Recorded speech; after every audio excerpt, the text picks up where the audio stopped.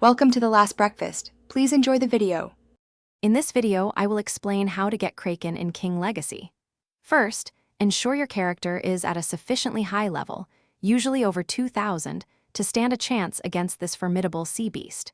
You will also need a sturdy boat capable of withstanding the harsh conditions of the open sea. Equipping powerful devil fruits or mastering advanced fighting styles will significantly boost your combat readiness.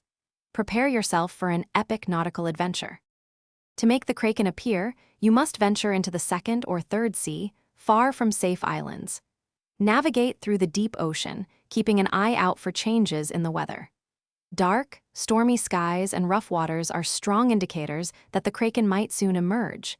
Its spawn is somewhat random, so patience and persistence are key as you sail the treacherous waters. When engaging the Kraken, prioritize attacking its numerous tentacles. Destroying these will weaken the beast and reduce the damage it inflicts upon your ship and character. Employ powerful ranged attacks or wide-area abilities to hit multiple targets simultaneously. Be vigilant and constantly dodge its powerful slams and water-based projectiles to avoid being overwhelmed.